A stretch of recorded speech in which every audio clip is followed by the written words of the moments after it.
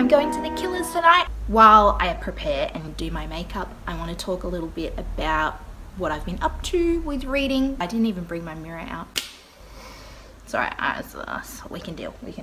Starting with moisturizer. I feel like Christmas can kind of sneak up because it's my birthday in November. It goes Halloween, birthday, Christmas. I really love this concealer, by the way. The Rimmel London Kind and Free, kind to us and vegan. I just feel like it goes on really smooth and looks kind of dewy. It's more lightweight and it blends in really nicely. I want to get into the Christmas spirit a bit with watching a few things and reading a few things. A little bit more.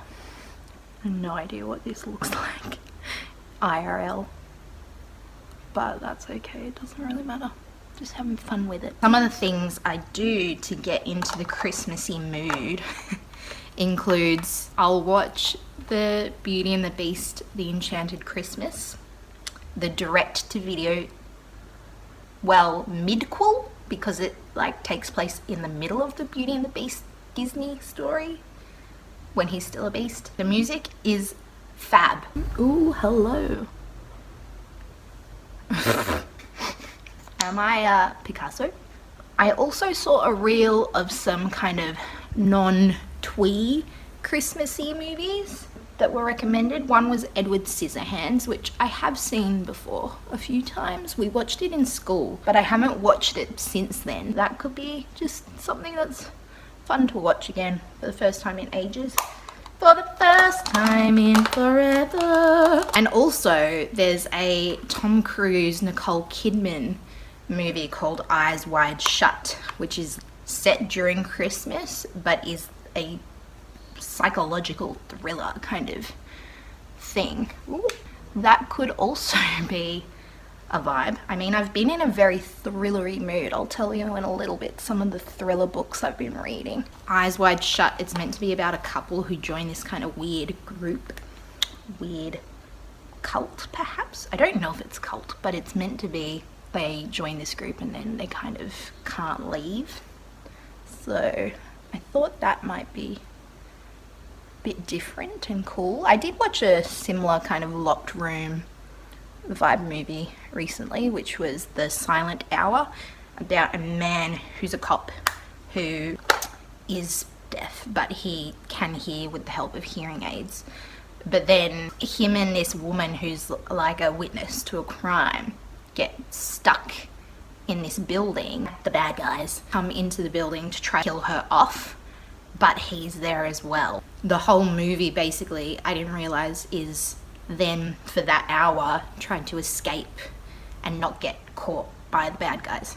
It felt like it was made on a budget, but it was still really good and entertaining and suspenseful, and I was watching it being like, oh, something's gonna happen. But some books that I might want to read, well, let me tell you, the one I did just read was an Agatha Christie called The Adventure of the Christmas Pudding. And it's quite a short one. I think it's 240-ish pages. It just kind of filled the need for a fun little mystery set during Christmas time. And then I watched the 1991 episode from the Poirot TV show of the same thing, which is renamed The Theft of the Royal Ruby. In one scene in the TV show, Poirot is invited to this family's Christmas at the manor house, and he's showing them, he's like, oh, a mango, and they're like, oh yes, we can't work out how to eat a mango though, and he's like, may I show you? And then he shows step by step how to cut a mango to remove the seed, and you're like, is this to show how worldly he is? It just felt so random. The man of the house is like, you're a marvel with the mango, Mr. Poirot. Relevance? I don't know. Is there any? Maybe not. It filled my desire for just something to get me sort of Christmassy feeling, but still a mystery. I don't feel like Agatha Christie feels the super thriller, suspenseful vibe, but it's more sort of the slow unpicking of a mystery is how I feel about them. So I read the Christmas Pudding one. There's also a Christmas Carol I've got out from the library by Dickens, which I haven't read, and I'd just be interested to read it because I am familiar with the story and we did read it in high school, but that was ages ago. And I also have out from the library another Hercule Poirot, well, his Christmas, which I don't know, I think there's a murder. That's all I know. And it's Christmas time. C'est magnifique. I also want to read the Shady Hollow short story Christmassy edition called Evergreen Chase. They're very atmospheric, well written, but also easy to read murder mysteries. They're like Agatha Christie to me, but with animals. I've been in a little bit of not a reading slump, but just not knowing exactly what I feel like reading lately. And so I've been resorting to, as if it's such a problem, but resorting to thrillers. I know I'll enjoy thrillers. Oh God, I just missed where I was aiming for. Oops. Thrillers for me are just kind of like a palate cleanser. They keep me reading because they have the problem to solve. And that works for me because it keeps me motivated to keep reading, which can be good or not depending what you're reading and if you're actually properly enjoying it. I recently read my first Frida McFadden book, which was One by One. She in my mind is like the Colleen Hoover of murder mystery thrillers. A group of friends, there's 6 of them, go out into the woods and they're gonna go to an inn for like a week, but then they break down and then one by one they go missing / get killed off, and you're like, it's not well written. I see the appeal because it's easy, but for me, I just know that there's other authors I'd rather read where I'll still be motivated to read because of both good writing and a mystery. It did have a few twists that were enjoyable, but it wasn't really my thing. I also recently read Those Empty Eyes, which was just a random thriller. It was picked for a book club that I couldn't actually go to. There's a girl who wakes up in the middle of the night and her parents and brother are murdered. She manages to hide and then the murderer flees. Photos are taken of her as she's once the police and everyone are there and she's being escorted out. She is labelled as Empty Eyes by the media because she looks empty or like she doesn't care, which isn't true because she's just gone through a massive trauma, so she's in shock. There's like a court case bit, and then she also leaves the country to escape because she's just hounded by the media. Then you're introduced to these other mysteries because she starts working in crime solving. You kind of are working out what are the links about how they connected and are they connected to her mystery, and she's forever trying to solve who killed her family. I gave that one around 3.5 to 4 stars. I also read The Couple Next Door by Shari Lapina. I read that within 2 days. I read it on a flight back from Japan. To be honest, I thought, because it's about one couple and their baby is stolen, like taken, kidnapped, while they're having dinner with their neighbours next door. And it's called The Couple Next Door. And I thought The Couple Next Door was referring to the couple living next to our couple. But I think when it says The Couple Next Door, it's talking about this couple, this main couple, as if they are your neighbours. Like they could be anyone could be like this. And you're like, oh. So I thought there was going to be more drama with the couple who lived next door to the main people, but there wasn't. So, and I know I whizzed through it, but it felt very repetitive at times, and the author kind of spells out the different options of what could be going on to you. By the end I was kind of underwhelmed, but it kept me entertained. When I was in Japan, I read The Ayasawa Murders by Riku Onda, and that was a really interesting book that I would give about 4 stars. And that was a very different style of murder mystery thriller. There's this family that's very famous in their town. They have a party one day and all the family members die except for the daughter, who's a child at the time. And she's blind. And it follows a whole bunch of characters, and it goes from the past and when that happened to the present now, which is however many years on. And so it's kind of more of a character study than a boom, boom, boom suspense style thriller. And I really enjoyed it. The writing style was really interesting. It kind of meandered, but in a way that I enjoyed.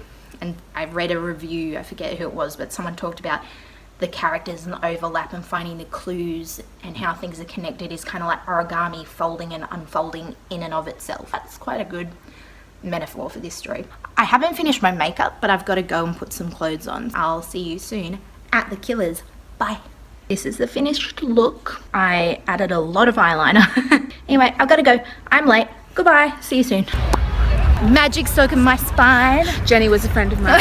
Can you read my mind? Oh, somebody told me. Somebody told me that you had a girlfriend who looked like my boyfriend.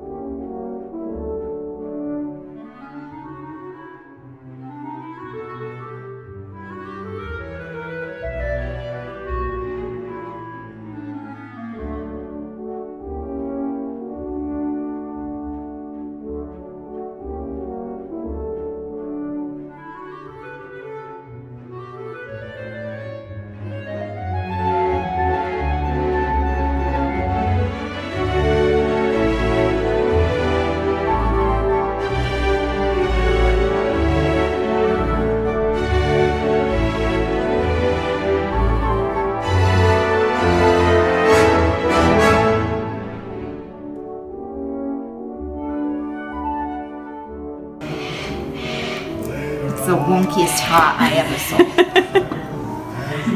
Cute! I don't know what I expected this to be like, but it's not. No, the shame! The shame!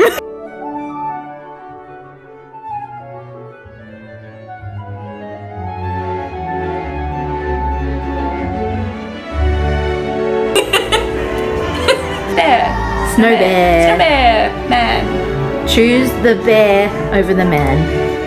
Always. Off to get a Christmas tree.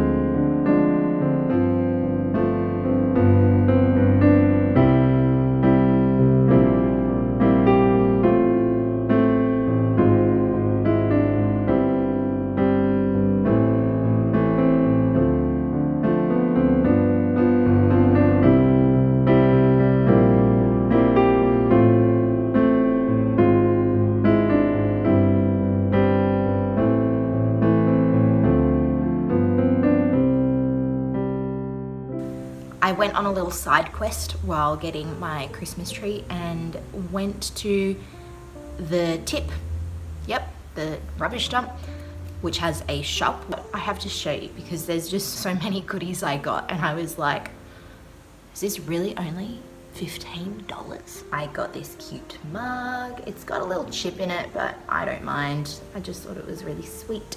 I got 2 of these little kind of sauce dishes. I can imagine keeping some of my makeup stacked up in here, or little knickknacks in it, or it could be like my key tray for things not to forget when leaving the house. And of course, I couldn't go without getting books, could I? There's this little The Jungle Book edition, 1980. Oh my god. Can I do maths? It's 44 years old. Oh, okay, I'm having a crisis because in my head the 80s is 20 years ago. Yeah, okay. Moving on, I also got this book, The No. 1 Ladies Detective Agency. I actually had a copy of this that I also got secondhand when I lived in London, and then one of my friends has it now, and I feel like I can't ask for it back because I gave it to her. But I got this one. I like the cover design. It's unusual. It's not the kind of cover design you see nowadays, you know? This massive cushion. It's not actually massive, but it just looks massive here. The gold kind of really pops. And then it's got this dark blue. This cross stitching is so cute and sweet. I just love it. And I think it will make a really great present for my cousin who also appreciates vintage things, retro things. I also got 3 similar kind of wooden frames with cross stitch for my friend as a very belated birthday present. I put that in a little basket similar to this basket, and also a T2 set. She was very excited about her present. She's someone who appreciates the thought that goes into secondhand gifts and things like that too. And then she gave me my belated birthday present. For context, we both love the movie Labyrinth with David Bowie in it from 1986. If you haven't seen it, it's wild. As a kid, I watched it at my grand's house a lot. She had it on video and it scared me, but I couldn't look away for a few reasons. Anyway, she made me this. It's Only Forever is part of one of the songs in the movie because it is a musical. So this is really special that she put all this time and effort into this for me. And also a beautiful matching hydrangea flower. Just so cute, look. The last thing I got from the tip, I was umming and ahhing about whether to get it just because it's large. But it was $5, so be prepared. Okay. This is The Black Prince. It is a metallic-y, kind of medieval-ish looking artwork. It's printed on material, I think. I don't know where it's come from. I don't know what the story is, but I was like, I need that man. I brought it home and I was like, my housemate's probably gonna be like, what is this? And she was like, I actually love him. I was like, I know. The Black Prince in the 1300s in England was a very high-ranking commander. He wasn't actually prince, but he was called the king who never was. He was a role model of chivalry and success in war. Now, war is always bad. Chivalry is good. I mean, it's a step in the way to feminism, right? This is the vibe. It feels like I have a piece of something that belonged in a church or something in my house. I'm not mad at it. I'm quite enjoying it. It feels historical. Doing well. From the op shop, I only bought a couple of things. They didn't really have that much stuff. I bought another book, surprise, surprise, which is The Wolf Wilder, which has been on my TBR for a while. Do I remember anything about what it's about? No. Was I getting it confused in my head with another book that's called like The Huntsman or The Wolf something else? Was I getting it confused with those? Yes. It's quite beautiful. I didn't mind spending $3 on that. And I also spent $3 on this, which is so cute. This Winnie the Pooh stocking. I really like Winnie the Pooh. It reminds me of, as a kid, I had an Eeyore toy, and it wore a little Santa hat and Christmas kind of outfit because it was like a Christmassy plushie toy. And I don't know what happened to him. I don't know if I donated him when I got a bit older or what, but I hope he's in a good place. It just also reminds me of, as a kid, near my house growing up, there was this older couple who would hand paint and hand cut out life-size wooden cutouts of Disney characters and Bugs Bunny and stuff like that. And this was back in like the early 2000s. They would put them in the front garden around Christmas time with some Christmas lights and stuff, and all these people would come past and take photos on ye old cameras. It was so wholesome and nice, and like a really nice community thing. And they had Pocahontas, who was my favorite, Mickey and Minnie and Winnie the Pooh and all of them. And it just, you know when you have memories from when you were little and they're really vivid. So yeah, Pooh. My hair keeps catching on Pooh. So there's Pooh Pooh. I also got, just to throw it in there, this beautiful candle. It smells like lemon myrtle or something. Oh, so fresh. I don't really like heavy scents, like pumpkin spice and stuff isn't my vibe. It smells really good. Little treat for myself.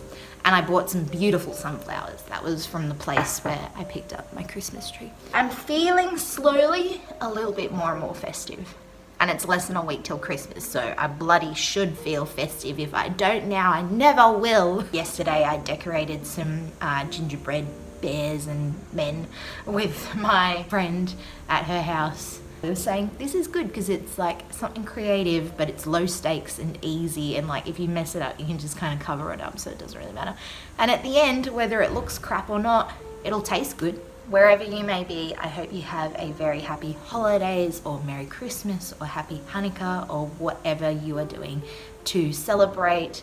And if you don't have anything to celebrate, that you also take time to find something to be grateful for or something nice to do for yourself. I might see you this year later, or I might not see you till next year, depending what videos I put up, because I always have so many ideas, but then I don't always do. So, I'll see you later. Bye.